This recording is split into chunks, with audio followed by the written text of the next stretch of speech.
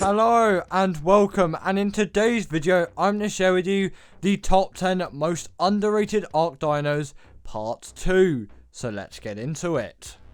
In at number 10 is the Chik Ethereum, and I think in my opinion this creature is severely underrated for so many things, as this actually is a pretty decent combat creature, and albeit its tame is very weird, requiring a lot of beer, which is something no other tame uses, and it can be a bit of a pain to get.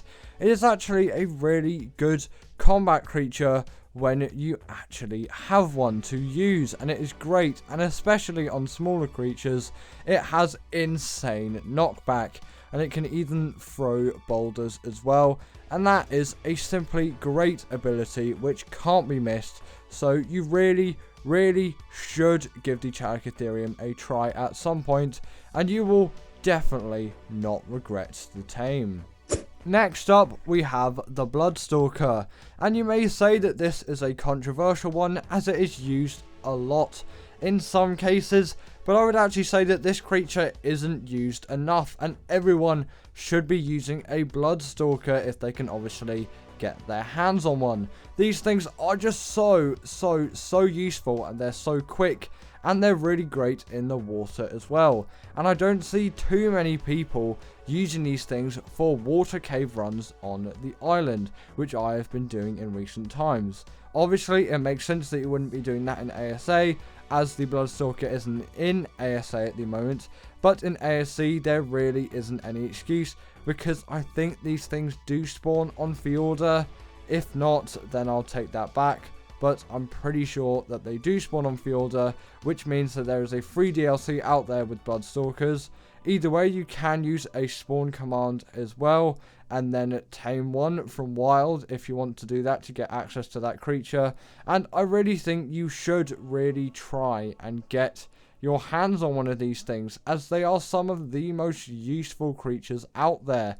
They can travel around the map really fast, like I've said. They deal a lot of damage, and on Gen 1 and on Gen 2, they're pretty useful for loads of missions as well, and they are really splendid water creatures. So what isn't to love about the Stalker? Maybe apart from its taming method. Now, the Caro has to be respected when it comes to Ark, at least in my opinion, because this is one of the most useful creatures out there to me, especially in the earlier stages of the game. This creature just has so much to like about it, from its bleed ability to its speed and its ridiculously easy tame, especially on ASA. If you're an Aloe lover though, then you can always go for the Aloe over the Caro, but there is a certain charm in the Caro which I don't get from the Aloe, and I'll usually not even tame Caros and go for an Aloe. But the Aloe is obviously the significantly more popular tame, and I would kind of lean that more towards the overrated side of Ark creatures, but I would say it's not particularly overrated or underrated, and it kind of is where it should be. Whereas the Caro is really just not respected enough in my opinion, and I wish people used it more, especially considering when Squid used it back in the day, that was like basically the best creature to him. Obviously Rexus was sort of kind of more respected, but that was also like 2016 Ark, and back then Rexes were just like the most highly respected creatures, where now Rexes really aren't that much of a big deal anymore. Now, the gacha has not really been talked about ever since Extinction came out. Obviously, this is still a very useful creature, which a lot of people out there I'm sure do use, but I do think it deserves a lot more press. But I guess it kind of does get a little bit of press, considering Gacha Clause comes around every Christmas. But still, the actual gacha really isn't used as much, although it is somewhat of an icon. People really don't use it all that much, and its abilities are really ones to be respected. Now, the element dust thing is a little bit out of date, considering that element is so easy to get on Gen 2, but all of those weapons which you can get from this thing is not accessible from any other source really. Obviously, drops are a thing, and this is going to become even less useful when Extinction's out on ASA, because drops are OP, but I really think this creature should be respected and used more to this day. Now, next up we have the Megalosaurus, and this creature really is one of those creatures which I have to put on this list.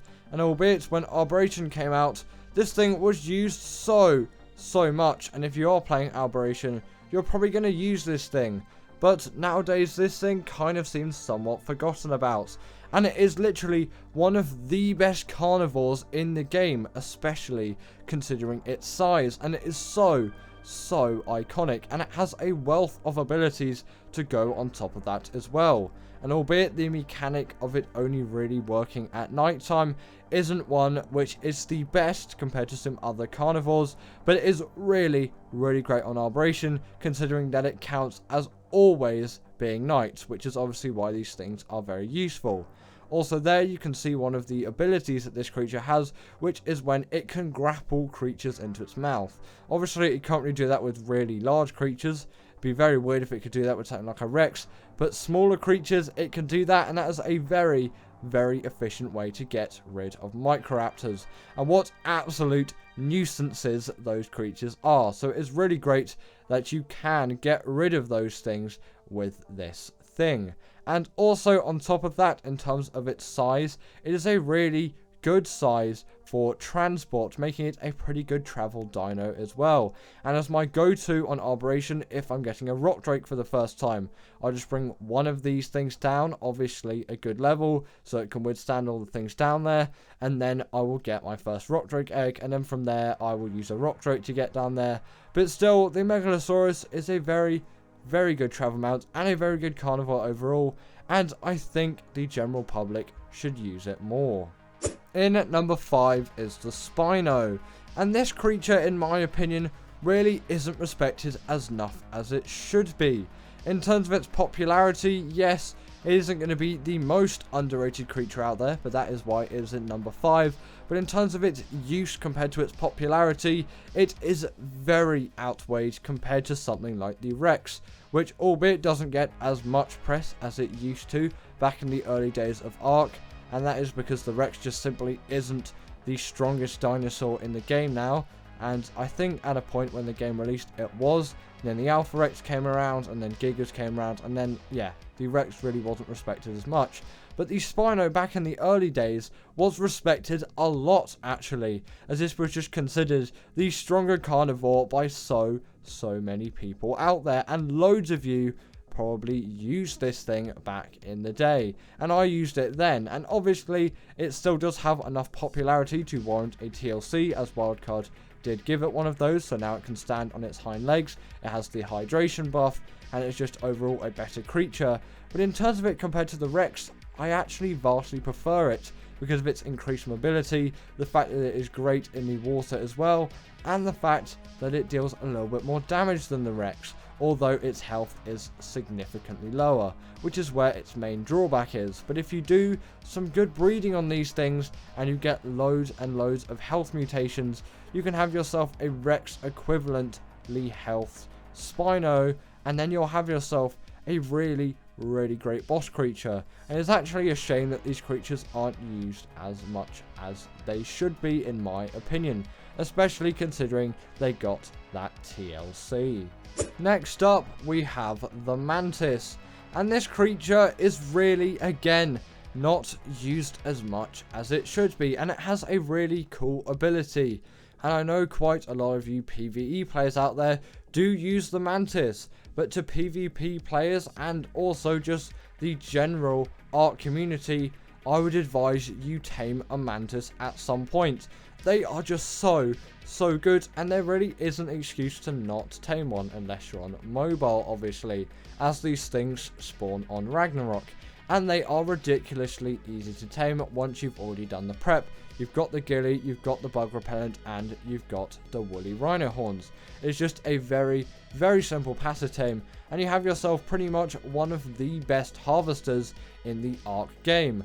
And I especially use it for harvesting mutton with swords, obviously, as it is just a really great way of doing it. But it is also great at gathering metal with picks, obviously. You can gather great stone with hatchets. You can use pikes as well, which I will use for the manticore on Scorched Earth. If I'm ever doing it, I won't use swords. I'll use pikes as the durability is better.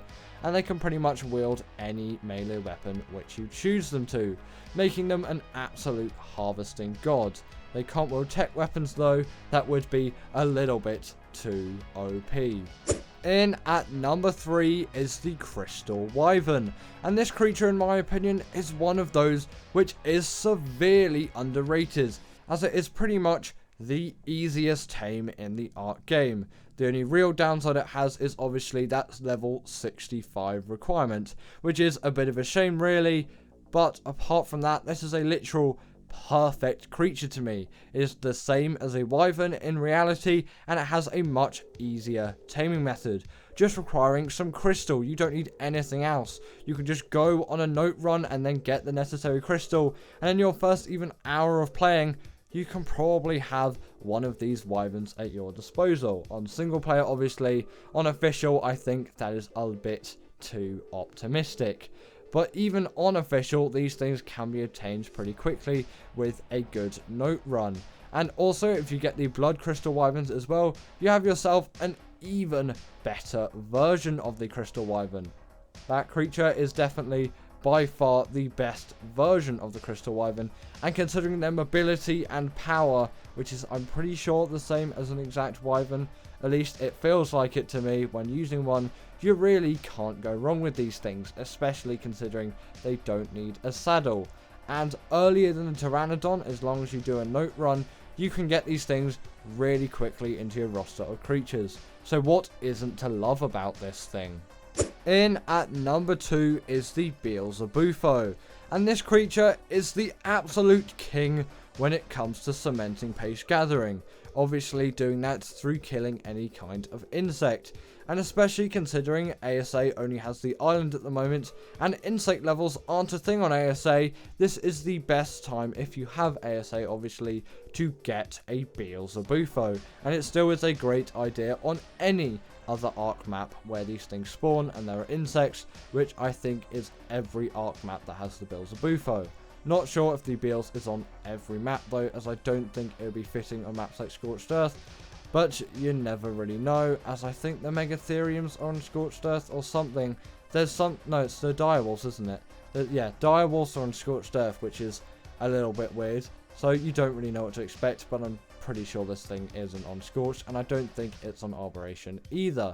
But either way, on the island, which is the map which kind of matters the most, as most people have it, it is obviously there, and you have the insect cave in the redwoods, so this is pretty much the most sustainable way of getting cementing paste. Yes, a beaver dam may be easier, but this is going to give you even more cementing paste, and you can always rely that you'll get the same amount every time, and there won't be the risk of beaver dams not spawning.